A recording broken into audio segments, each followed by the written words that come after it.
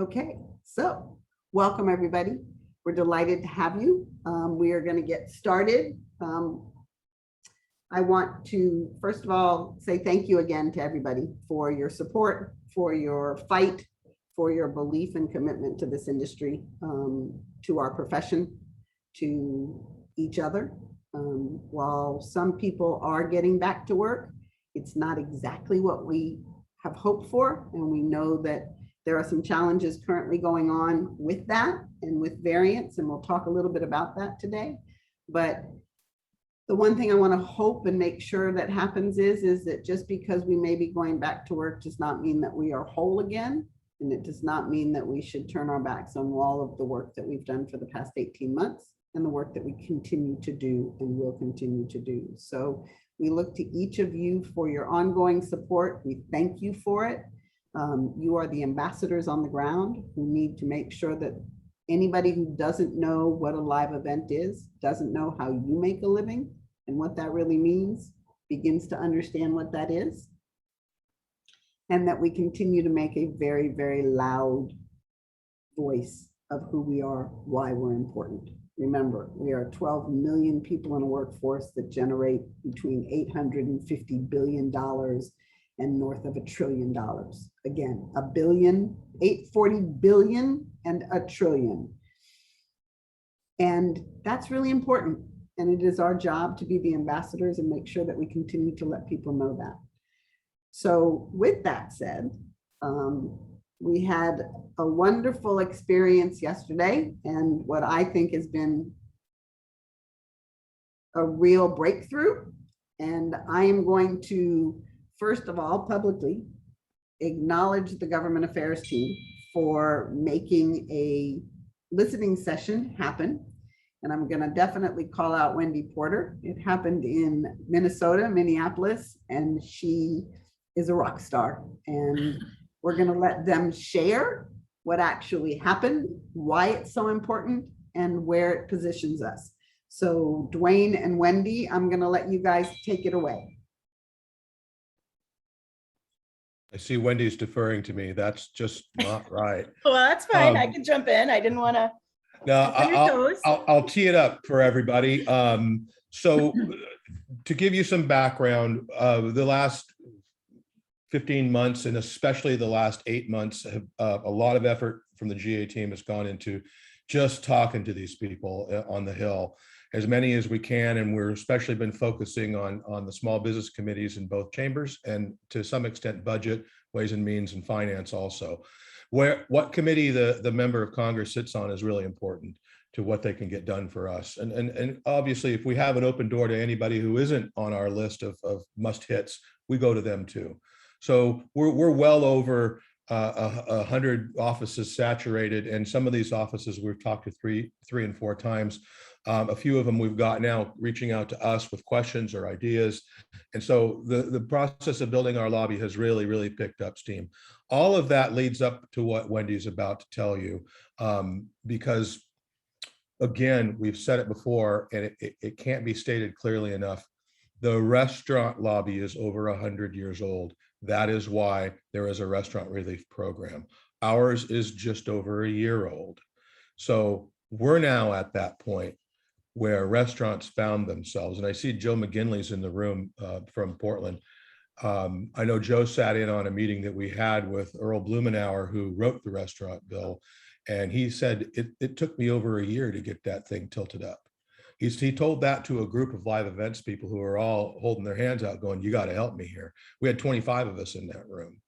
And this is the guy that wrote the thing. And he said, you guys have to keep plugging. You have to keep plugging. It's going to take time, but it's going to get done, but it's going to take time. Does not move quickly on the Hill. So that brings us to today, where we find ourselves this morning is in a sea of emails going, okay, this is great. This is great. What's our next move? And I want to tell everybody out there, we don't always know our next move when we're in these things talking to you guys. So I'm going to be totally honest. We're developing where we go from here right now with our paid lobbyists, with our media experts. We know that we're getting coverage from it. We know that we're hearing the right things. And we are just now today, this morning, this afternoon, developing and figuring out, okay, next play, where do we go from here? Because we got a huge win yesterday. And I'm gonna let Wendy tell you all about it, because this is who got it up and running. I mean, I sat in background and answered questions, but Wendy has put well over a month into getting this session to happen. Yeah. So go for it, Wendy. Okay, so we are kind of in a unique circumstance in Minnesota. We actually have 4 House members on the Small Business Committee. So it's Representative Dean Phillips, Angie Craig, and then on the GOP side, we have Pete Stauber and Jim Hagedorn. So all 4 of them are on the Small Business Committee.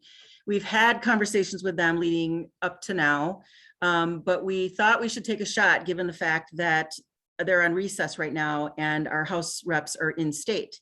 So what we did was we asked for what's called a field hearing, which is the same as a congressional hearing that would happen in DC, but it would happen in state. We asked for that. They ran it up the flagpole. They were interested in doing that. And unfortunately, leadership of the Small Business Committee declined that. So Representative Phillips said, okay, you decline that, but I still want to do an event. I still want to do something. We need to hear more about this issue. So he called what's called a listening session. So we had a congressional listening session yesterday in Brooklyn Park, Minnesota, which is in Dean Phillips' district. And Angie Craig attended as well. And the other 2 reps were also invited. Unfortunately, they weren't able to attend, but they were invited. And we brought together 9 different small business owners from across our industry. So we had corporate, I was there obviously to representing LEC, and I have a corporate connection. And then we had a trade show owner. We had Chris Navratil, who is a show promoter, trade show promoter in the B2C space. We had a theater sole proprietor. We had a caterer. We had an artist who is connected into the festivals and fair side. We had a professional keynote speaker, and she also owns a small business of planners. And then we had a venue owner on the phone, and then one additional person who was going to represent county fairs and an AV production company. And he literally was in the hospital yesterday afternoon in the ER with a back problem. And his joke was, I'm literally breaking my back for my business. Because right now he literally is, because he's the guy schlepping the stuff right now. He's owned the company for 30 years, and because he had to lay off most of his team, he's schlepping the stuff, and he hurt his back in the process, and now he's in the emergency room. So he couldn't attend yesterday. But long story short, we had about an hour and 15-minute meeting that was held at Star Exhibits, which is the trade show company that I mentioned. The owner was there. So they got a nice tour of the Star Exhibits, and then we opened it up, and Representative Phillips kicked it off, had some really nice remarks, clearly understood our industry and the challenges that we are having. Angie Craig then weighed in and had, kind of supported what he had to say, and pretty much said, it's our duty. It is our duty as the government of this country that shut your industry down to help you. It's our duty. So it made me feel really good just from the outset with the opening remarks that we heard that they're going to actually take some action on this. And then we went around the room and we all told our stories, and it was pretty emotional. I think every single one of us choked up at some point, pretty much. So, and they appreciated that. They actually said, this makes it real. You guys are living this every day, and this is real. So we made sure that they understood that there are, 12 million workers across the, US that are suffering, and over 1 million small businesses just like ours. And, 3 to 5 businesses we know a week are going under. So I think we made our points. We also had 5 different media outlets represented. So we did get some coverage last night on Fox News.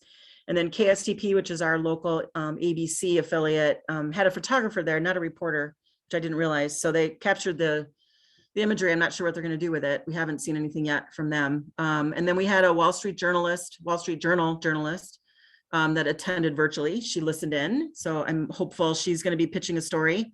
So I'm hopeful that her editor team will approve. And then we're also working right now with CNBC, and she's working to get that greenlit as well. So we'll be sending them the footage and some additional information. And so it feels like a good win, right? It feels like we have some momentum. We have 2 people that are extremely important. At least Dean Phillips is extremely important on the committee. He's the chair of a subcommittee within the Small Business Committee. So he has some leadership roles within that organization is going to go back and talk to leadership and take it from there. So that's kind of the synopsis of what happened yesterday. Wendy, is it possible for you to share screen and show the story from Channel 9? I can try. I'm not sure how well. Am I I'll able let to you do go. that? I'll let you go Yeah. off mic and mess with that, and Yeah, let me mess with that. I'll come back when I'm ready. I'll fill in for a minute. What I want Wendy to show you guys this for is because it's got some comments from both representatives that are pretty key, and they're on camera, so that makes it pretty official. Well, I'll synopsize what they said back at the end of the thing.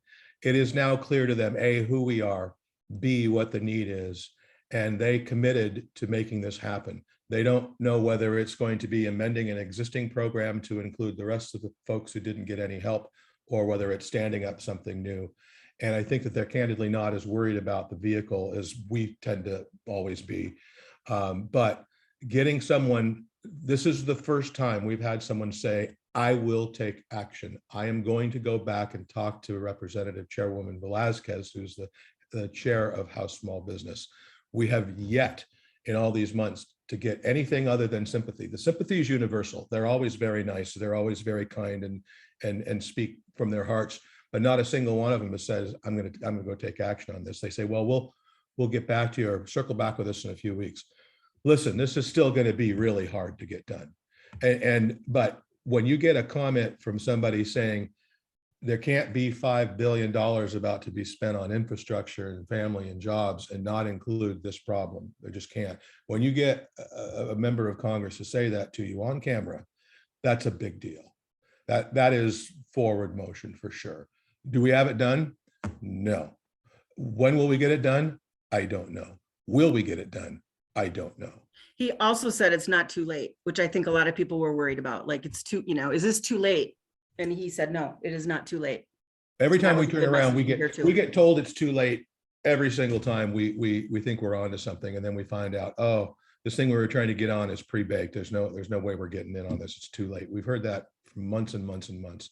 This is the first time we've heard that it's not. So kind of a big deal. Any luck, Wendy, with that? Yeah, I've got it here. So I'm going to let you go. let me see if I This is the one story we found so far that got ran, and you'll be able to see some of what this thing looked like yesterday. But it says host disabled participant screen sharing, Nancy. Otherwise, I can put the link in the chat and folks can grab it and watch it after the fact. Just enable screen sharing, Nancy, so we can look at this thing. I think it's Oh, wait, important. hold on. No, because this is a webinar format, it's not letting me. But if That's what I wondered. Nancy, how about this? I'll put the link in the chat and then maybe you can run it. Yep. Okay, so Dwayne, keep going. We're just behind the screen. You guys just, you know me, I'll just keep talking, right? So, okay, I talked a little bit about not knowing what next. That's, I'm going to tell you the part where that's not completely true, because we've known for about a month now that we are going to develop this outreach program that's going to hit a little after Labor Day. We're letting them all lick their wounds and go on vacation now, which Senate's now out. House is actually coming back week of the 23rd to vote on infrastructure and a couple of other things. So they're actually coming back early. Then they're going to leave again. Basically, when all of Congress is seated again, it's going to be after the high holidays, end of September. So Senate comes back first, and then the House. So we're going to start plummeting with messaging. First of all, your GA team is going to be reaching out to all of the key relationships we've built on the Hill, both agency side and capital side. We're going to try to build on a little bit of the messaging we've been sending to the White House and get more meetings, get more conversations.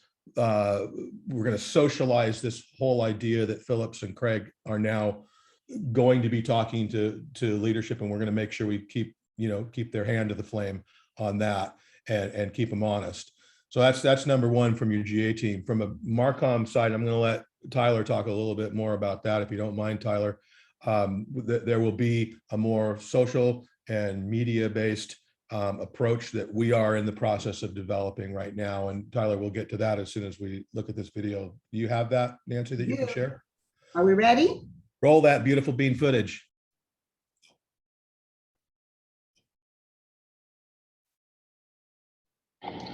homeowners, this incredible well. tip is just for you. If you owe less than $331,000.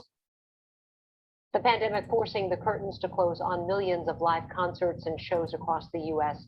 And while they're slowly making a comeback, many businesses that support those venues are still hurting. Our Karen Scullin is live now with what Minnesota lawmakers are trying to do to help. Karen? Well, the federal government offered things like PPP and other financial assistance to businesses. Those that depend on the live event industry were pretty much left out. They didn't qualify for anything. So now they're pleading for help before it's too late. Star in Brooklyn Park depends on trade shows, building signs and displays to help market various companies. But when the pandemic hit, trade shows disappeared, and so did about half their business. But others have lost everything. In our industry, we are losing 3 to 5 small businesses every week. We don't expect a full comeback until Q1 or Q2 of next year. Fortunately, I've had 2 business owners that I know commit suicide. Johnson isn't alone. Today, several small business owners who depend on live events shared heartbreaking stories of financial ruin and mental anguish. I did not qualify for PPP because of the structure of my business. I laid off my 2 assistants. One has come back part-time because I thought, oh, things are finally coming back, but I will need to lay her off probably next month. And she is a single mom with 2 kids. Today, Representatives Angie Craig and Dean Phillips held a listening session. They're both on the Small Business Committee for the House and say they'll work together to find solutions. Whether it is implementing a better rollout or providing SBA with the resources to fix some of the rollout issues that we've seen in programs like the Shuttered Venues Operator Grants Program. If a program doesn't exist, we craft it. We work on a bipartisan basis, both Angie and I regularly, and that's our job. While many of these businesses are barely hanging on, they all still have hope and a strong desire to get back in business.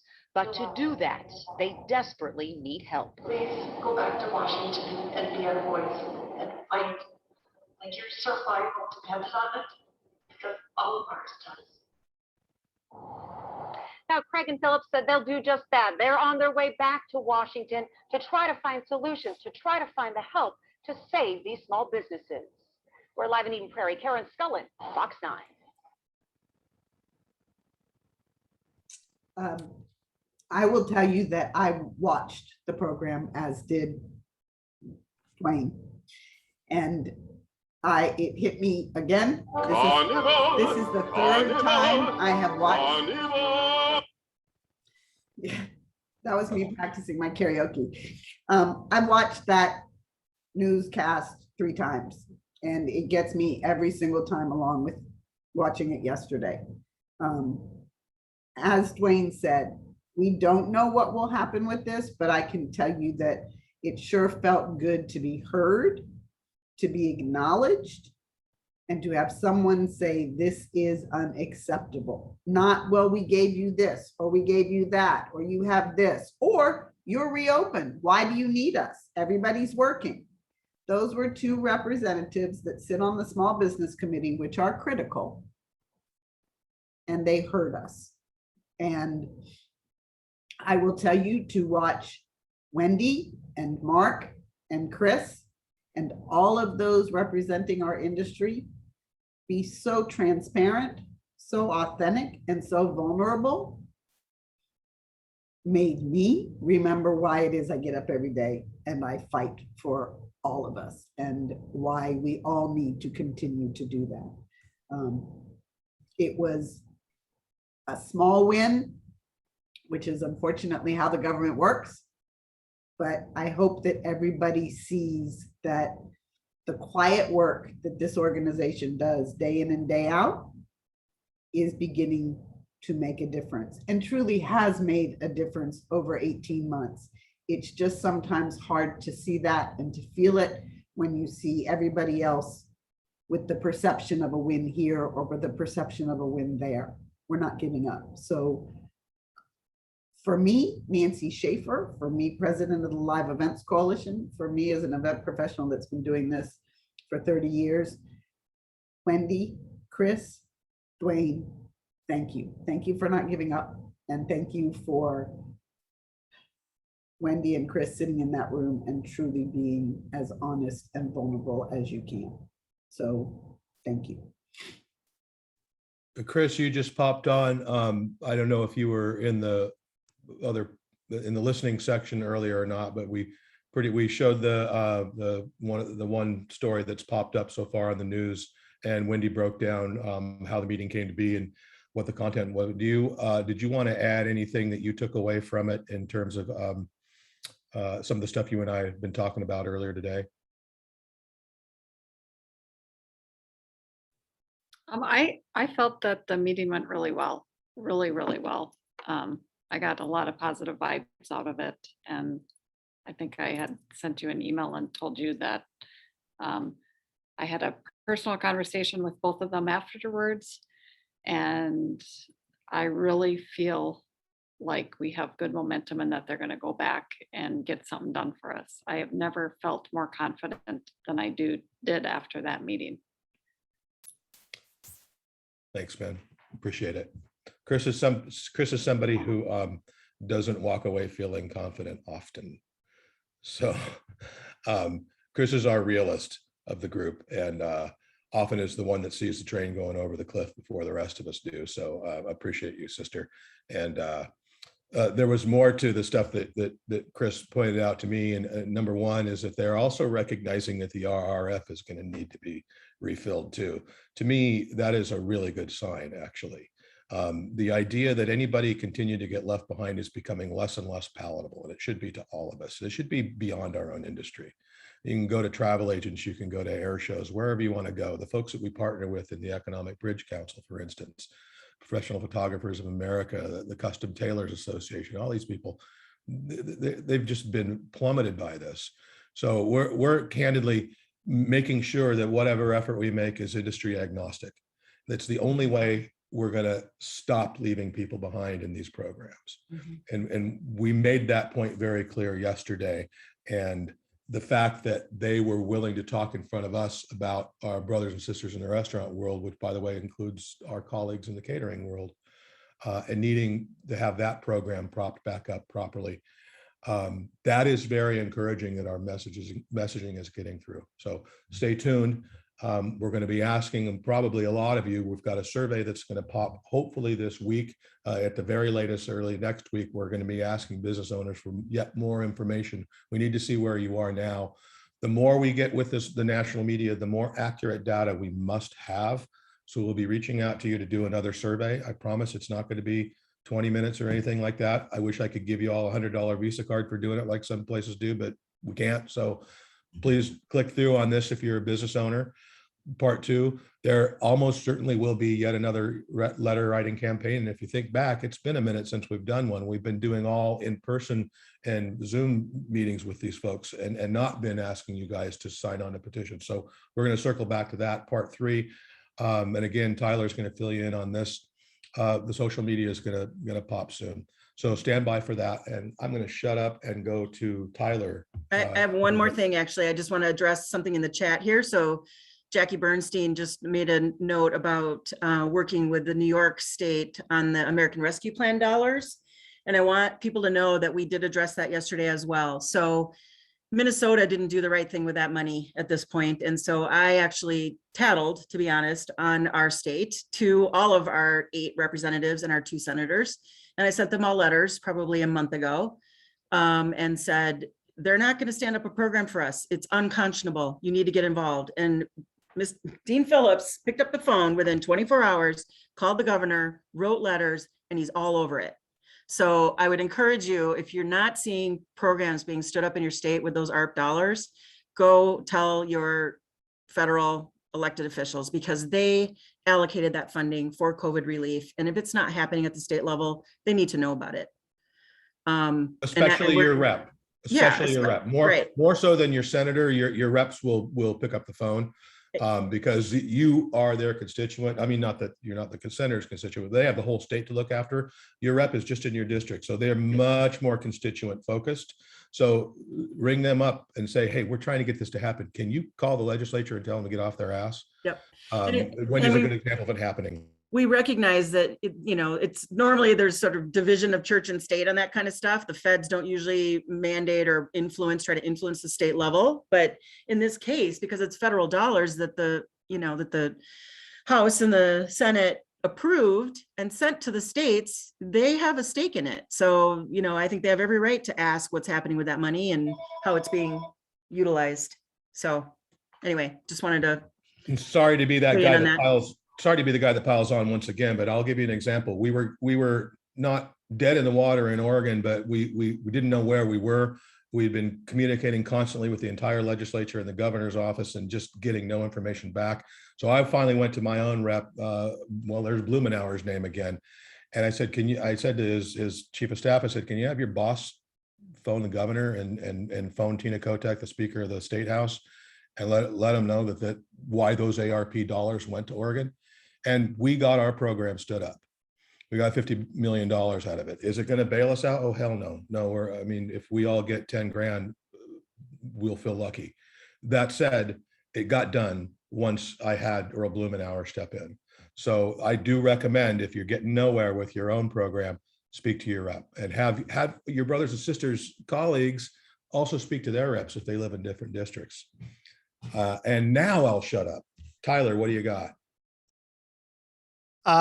Yeah, well, again, just awesome job, you guys. And really what Marcom does is just try and package all the work y'all are doing in a way that makes sense to our different audiences. And part of the struggle we have is we have to explain to industry members, politicians, and really the general public what we do. And everyone thinks that we're back open and everything's good and everyone that needed funding got it, and that's not the case. And certain verticals of the live events industry might be opening back up, but we also have a lot of uncertainty on the horizon. Something we talked about, the Marcom team is working really well with government affairs. One of our volunteer committee members sits in on the GA calls, and she, the fact that we're getting these hits in local news, and we had a big hit in the Wall Street Journal last week, is a testament to what Heather on the Marcom team is doing with the government affairs team. And so when we're developing this membership campaign, we are thinking about why we're still important and the different problems that business owners are facing when it, whether it's just general public opinion or the Delta variant or staffing or supply chain issues. How are we going to explain that to our constituents that this is what we're here for, this is why we exist, and what we're doing to basically convey that we're the authority and we're here to help prevent this from happening again. So our team is working with GA to develop the membership campaign that's going to roll out in next month. We're working on that survey that I believe Dwayne mentioned. That'll go on the site and in the newsletter. So if you receive our biweekly newsletter, it actually comes out today. It goes out every other Thursday. Please fill that out. We're working with the development team to come up with some materials for sponsorship. We're working with the Health and Safety Committee to develop a guidelines document that is live on the web, but you'll be able to download stuff to hand out or hand to partners. And our team is also working to generate more content, use stuff like these webinars that we could cut into smaller content to use on social media to reach a broader audience and really just raise awareness about who we are and what we do, because the big picture is that people don't know what we do and how many people it takes to pull off a live event. And so that's the story we're trying to tell. And so, yeah, if you have specific questions, let me know. So I want to piggyback on what Tyler has said. Remember, when we say this on a regular basis, or I do, the Live Events Coalition is for us. We work for you, our members. One of the things that is always helpful and we want to make sure happens is if you have a good story, if you have something that you want to share, please let us know. You'll see in our newsletter, it always says, have a story, want to share something, please do so. Remember, there's 13 of us on the board and there's probably a total of 50 of us, maybe give or take, that are really kind of doing the day-to-day work. There are 12 million of us in this industry. So the 50 of us don't have all that knowledge. So we want to know, we want to understand. I will probably get hit for this, but I think the other thing that we may want to do, Jackie Bernstein has asked for this, and in reading what's going on in the chat box, is if we can create a bit of a success document that just shows where other states may have done the right thing. So we have that, Nance. So we need to find the link and push that out.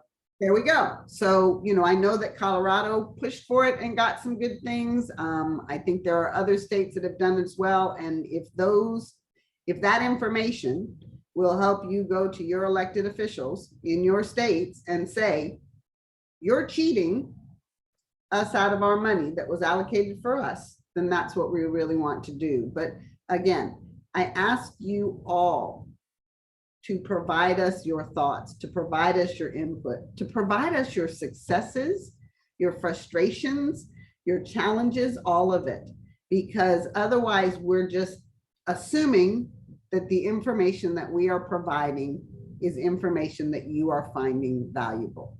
Now, I say that with the caveat that says there is a limit to what it is the Live Events Coalition can do, and there is a mission, which is what we are focused on. But we still need to hear from each of you. Let us know. Did you have a big success? Did you learn about some cool new product for safety that you might want to share with somebody? Please just let us know all of that. Did you attend an event that you thought did an exceptional job on making sure that your experience was safe? Did you attend one that made you nervous, and why? These are things that are all really, really important and will continue to help us grow and expand, and definitely help Tyler's team and the overall organization as a whole. So unless there is more on the government affairs, wins, successes, and ongoing relentlessness of making sure we are not overlooked or forgotten, I will move on to our next topic. Does anybody, before I do that, have any questions for the government affairs team? Okay, well, so the next topic of conversation has kind of come up to us on a regular basis, and it's the question of what is the Live Events Coalition's position on COVID, the Delta variant? How do we keep our attendees, our teams, et cetera, safe? Do we have a position? Our position is this. It is a non-political position. We follow the science. So what CDC says is what we are going to follow. I believe, Tyler, correct me if I'm wrong, we have put onto the website, or it may be in this newsletter, kind of a list of what we think are the minimum things you might want to do and how far you can take it. Is that correct, that that is on the website, Tyler? I'm going to share the link to the health and safety protocols webpage right in the chat so everyone has access to it. Awesome. I think that the most important, and I'm going to give a shout out because I know that at least one member of that team who is the leader of that team is actually on this call, and that's Jody Katzman. The Health and Safety Committee has done an extremely extensive job on research, on making sure that we are not being flippant or short-sighted or overly cautious or any of the above. But I think that the most important thing that we all have to remember as event professionals is that we are responsible with a duty of care. And the duty of care is that we have to have the responsibility to look to the most current public health guidelines and follow them. This document will state that you're providing an environment that is safe and healthy as possible for employees, attendees, staff, and crew, as well as yourself.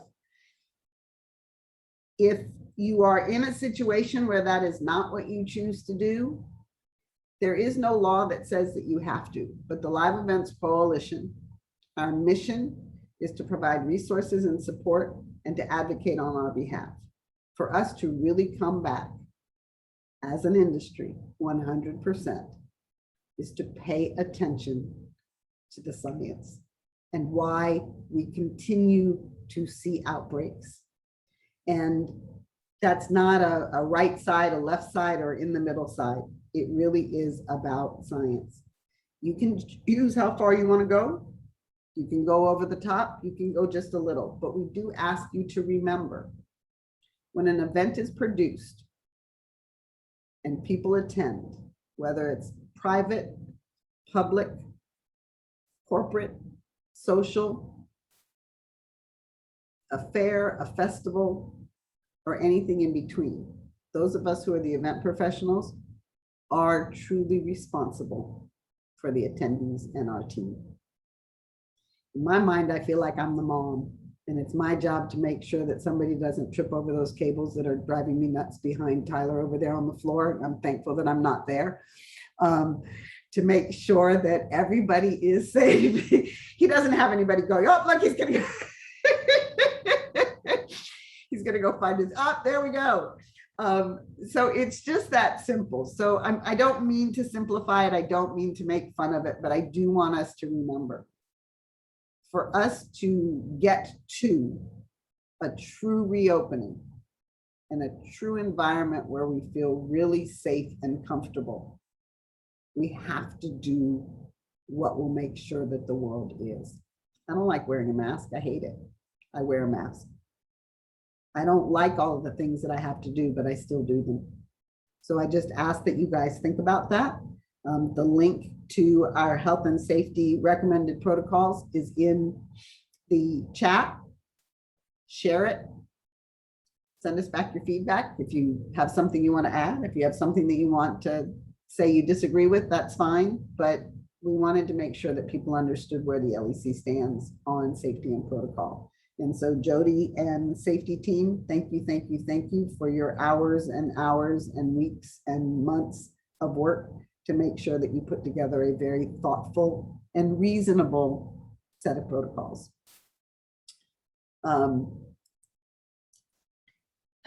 Next up, again, no questions. I always feel like maybe we're doing just way too good of a job, or everybody's asleep and not paying any attention, because there are no questions, which is, I guess, a good thing.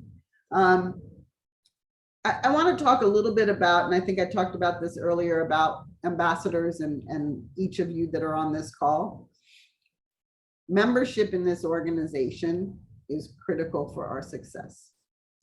So I ask that each of you encourage your colleagues, if they are not members yet, to please consider being a member of the organization. This is an all volunteer organization. None of us get paid. We make major contributions of time and money to keep this afloat. You watch the hours that are put in, and then you get a success like we got yesterday, and you feel like, whew. There are days, guys, that I wake up in the morning and I go, I don't know if I can do this anymore. And then I watch something like I watched yesterday and I go, yes, I can. I can get up every day and I can continue to fight. And I can continue to make sure that everybody knows who we are, knows why we're so important, and is not going to be able to turn their back on us anymore. So it is important that as many people as possible become members. You know, we made our membership dues start at a very reasonable rate of $75 a year for an individual member. And for those who can do more, we encourage you to do more. There are higher levels of membership. But it's really important for us to be able to survive that everybody become a member. One of the things that's very exciting is that we do have an educational series, which we will be providing an official date for, not in today's newsletter, but in next newsletter, which will be in 2 weeks. And we have a 3-part legal series that will be coming up. It will be free for members. There will be a small fee for those who are not members. And we have multiple industry lawyers. And the reason why it's important that these lawyers who are running this program are focused on our industry is because law is specific to an industry. And our industry, as we all well know, is really unique. I'm hearing stories from people who say, so when I redid my contract for this year, because I had to cancel it last year, they wouldn't let me put a COVID clause in it. So now here I am, and I have to cancel it again, or I have to postpone it again. And they're telling me, oh, well, so you still owe us money. These are things we want to make sure that you, as small businesses, as independent contractors, as medium-sized and large businesses, understand and have some access to that information. So it will be a 3-part series. It will begin in September. We will make sure that you know exactly when it is and share that with you. But these are the types of educational programming that we are coming up with. We're working in the future on one where we talk about insurance, which is a slippery slope, as we all well know. But if there are business interests that you have for education, please let me know. That's really the kind of education that we will be providing for folks. And also do me a favor, let us know, are there specific things that you would like us to talk about or find a panelist to join our membership meetings that can share their knowledge and information with you? Is there a topic? Is there a subject? Is there something that you've run into that you went, that's interesting and I'd like to learn more about it? We need your input, and we need you to tell us exactly kind of where some of those things are, because again, then we're assuming we know what everybody is looking for. I think that that's where I am. Does anybody have a question, a success they'd like to share, a challenge they would like to share, an idea they would like to share? Because if not, and nobody else on this illustrious panel has anything further, I will give you all back 15 minutes of hot, steamy August, and we can take it from there. All right, I will ask one thing. If you are going to Biz Bash, you'll see it in the newsletter that's coming out today. If you are going to Biz Bash Connect Live at the end of this month and you're going live, do me a favor and please stop by the association area. There'll be folks there. Unfortunately, I will not be there, but make sure that you stop by and let people know why LEC is important to you. And also, if you are not going, please take advantage. Tyler just put it in the chat. Please take advantage of the link, which is virtual education that they are providing for free. So all of their sessions will be in this virtual world. Thomas Whalen and I did a virtual class on advocacy and why it's important and how you can get involved. But there will also be all sorts of others as well. So as I know, Russ Callahan will be there. And so stop by and say hello to him and anything else. So I think that that is good. I am going to ask, whoops, wait, there's one more message before. So I think that that's great. I thank you all. Be well, stay safe. I can't believe I'm going to say this. Enjoy the rest of the summer, because somehow or another it's almost over. And stay positive, stay focused, be kind, and take care of one another. Thank you, thank you, thank you.